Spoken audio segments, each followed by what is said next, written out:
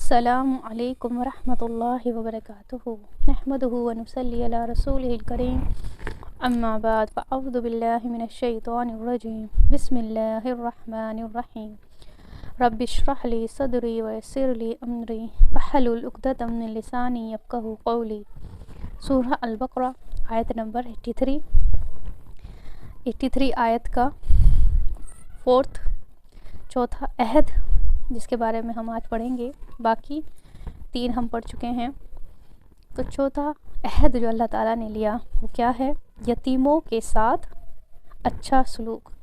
اب یتیموں کا حق اللہ تعالیٰ بتا رہے ہیں۔ یتیم کون ہوتا ہے؟ یتیم وہ جس کے بالغ ہونے سے پہلے ہی اس کے جو والد ہیں، جو باپ ہیں، ان کا انتقال ہو جائے، اور جو بلوغت کو پہنچ جائے وہ پھر یتیم نہیں رہتا، کیونکہ وہ اب بڑا ہے تو اس کو کمانے کا ذریعہ ڈھونڈنا چاہیے، پھر وہ یتیم نہیں رہتا۔ یتیموں کے ساتھ کس طرح احسان کیا جا سکتا ہے؟ ان کے ساتھ اچھے اخلاق اور عزت سے بات کرنا، ان کے ساتھ سختی نہ کرنا، پیار اور شفقت کے ساتھ پیش آنا، ساتھ بیٹھ کر کھلانا۔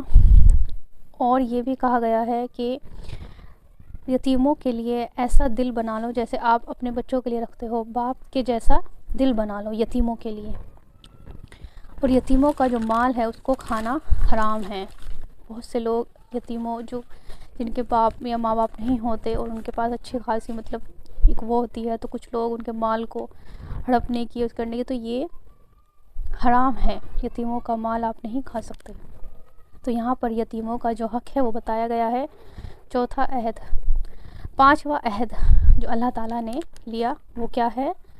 مسکین کے بارے میں، یعنی یتیم کے بعد کس کا نمبر آیا؟ مسکین۔ مسکین کون ہوتا ہے؟ مسکین سے مراد وہ لوگ ہیں جن کے پاس کچھ چیزیں ہیں، یعنی ان کے پاس گھر ہے رہنے کے لیے اور کھانے پینے کے لیے بھی ہے، لیکن اتنا نہیں ہے کہ وہ اچھے طریقے سے اپنے گھر والوں کے اوپر خرچ کر سکیں، تو وہ مسکین ہوتے ہیں۔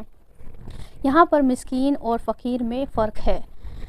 فقیر وہ ہے جس کے پاس کچھ بھی نہیں ہوتا، یعنی اس کے پاس کچھ نہیں ہوتا، نہ کھانے کا، نہ پہننے کا، نہ گھر، کچھ نہیں ہوتا فقیر کے پاس۔ لیکن جو مسکین ہیں ان کے پاس کچھ چیزیں ہوتی ہیں لیکن وہ پوری طرح سے ان کا گزارا نہیں ہوتا۔ تو مسکین وہ ہے جو گھر بیٹھے ہوتے ہیں، جن کو ضرورت ہوتی ہے لیکن وہ پوچھتے نہیں، وہ سوال نہیں کرتے، وہ باہر نہیں نکلتے، وہ مانگتے نہیں۔ تو ان میں یہ فرق ہے۔ تو مسکینوں کے بارے میں بھی احسان کا حکم دیا گیا ہے کہ مسکینوں کا بھی خیال رکھو۔ فقیر تو آتے ہیں اور سوال کرتے ہیں، ہم ان کو دے بھی دیتے ہیں، تو مسکین و فقیر میں یہ فرق ہے۔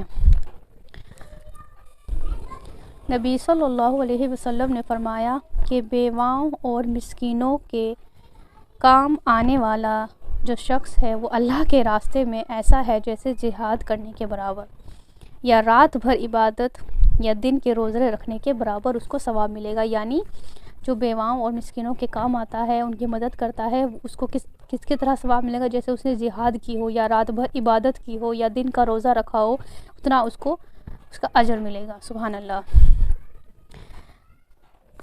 السلام علیکم ورحمۃ اللہ وبرکاتہ۔